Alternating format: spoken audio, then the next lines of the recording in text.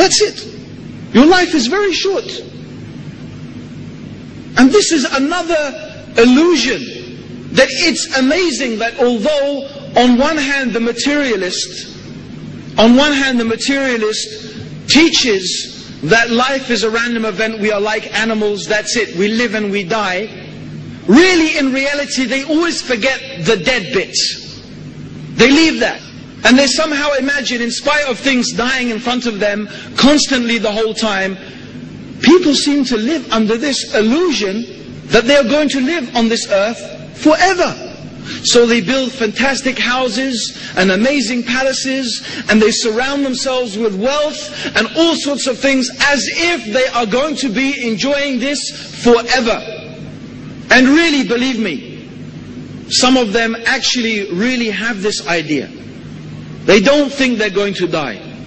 My father, may Allah guide him to Islam, he's 82 now. 82. And he told me last year, for the first time in my life, I feel mortal. For the first time in my life, I feel mortal. That means my dad has only after 82 years, has my dad suddenly realized that I am going to die. It's taken him that long. And my dad, Allah subhanahu wa ta'ala gave him a lot of strength. You know, if you meet my dad, most of you, he'd beat you in tennis easily. Allah gave him this strength and this energy. But the disadvantage of that is that he imagined, I'm never going to die. And people fool themselves with that. And only maybe when they get very old and they get weak and they start realizing, wait a minute, my strength has left me and I'm 82 years old and no one is really going to live beyond 90, maybe 100 maximum. You realize suddenly, no, death is going to come. But maybe that's much too late to start realizing that fact. And also, we don't know when death is going to come. How many people live to my father's age? Very few. Most people die long before that. So the other reality we have to be aware of, that the meaning of life is actually not life itself, but the meaning of life is the end of life. The true meaning of life is the end of life. And this is explained so beautifully in a hadith of the Prophet sallallahu alaihi wasallam. The Prophet sallallahu alaihi wasallam said, what have I got to do with this world? I am like a rider on a journey who has taken rest underneath the shade of a tree and then continues on his journey. Let us think about this beautiful, beautiful similitude.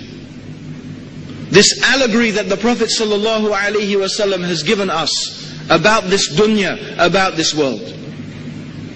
This world is like a man, first of all, you imagine someone on a long journey, especially in those days, through the desert, in the heat, traveling for many, many hours, many, many days, in fact, perhaps many weeks. So imagine you are on your camel in the desert, traveling for many days. What would happen, do you think, if you did not stop and take a rest? If you did not stop and take a rest, you will not complete your journey, because you will fall off your camel, maybe in the night or the day, from exhaustion. The camel would keep going and you would be left in the desert alone to die.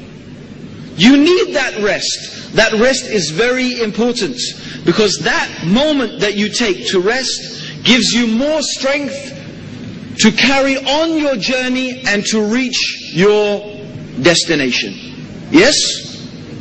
So when the man is sitting underneath the shade of the tree, he is getting what he needs in order to complete his journey. This is part of his za'ad, his provision.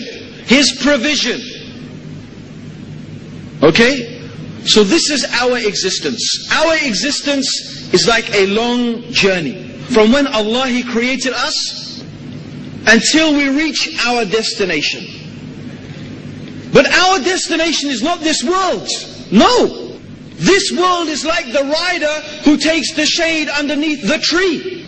That tree and that shade is not his destination, is it? He doesn't say that, oh, that's how I've arrived now, I've reached my destination, here I'm going to stay. No.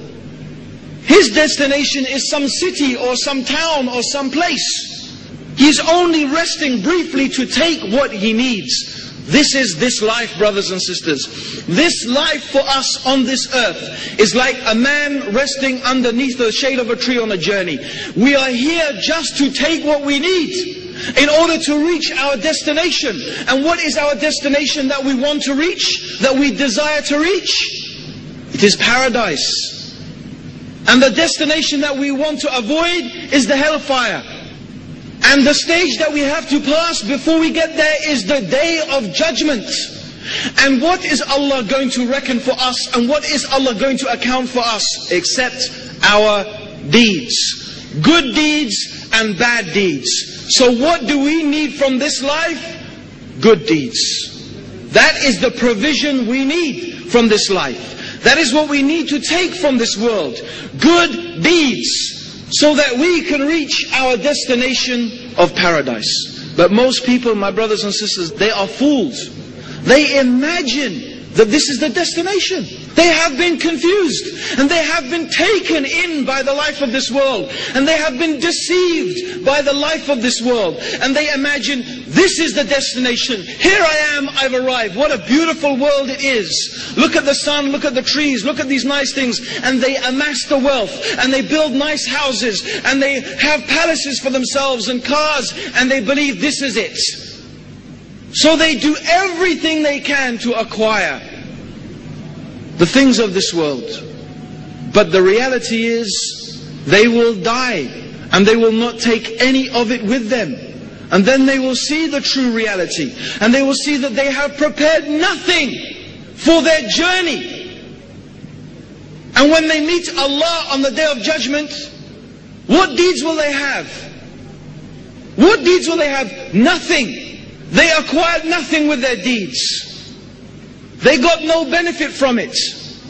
Because they didn't do it, and even the things they didn't do that hoping that they will have something waiting for them in the next life. These people who did, in some of them, it's true, they do good deeds. They do good deeds. But these good deeds will only benefit them in the life of this world. They did not do that seeking the hereafter. It's no good if you have a bank account and you just put your money in the bank account. All you will get is what you put in. But if you invest your money in a business, or in the terms of the kuffar, if you put it in an interest-bearing account, it's not halal for us, but I'm just giving you an example. If you put it in an interest-bearing account, then you not only have your money, but you have what you have earned on top of it. Yes? You have the interest you have earned, so you're making something. You can't put your money in a normal account and expect that you will get the return on it. You will not. So a person who invests all their effort in the dunya, how can they expect that they are going to get something in the akhirah when they meet Allah? Because they did not invest in that. They only invested in the dunya. This is another explanation why the deeds of the disbelievers are of no benefit to them on the day of judgment. They are of no benefit to them on the day of judgment. Because they invested only in this life. They did not invest in the akhirah. They did not invest in the life to come. And the only way you can invest in the life to come is by following what Allah wants us to follow, by investing the way Allah wants us to invest. By obeying Him and obeying His Messenger according to what He has revealed. By worshipping Allah subhanahu wa ta'ala alone.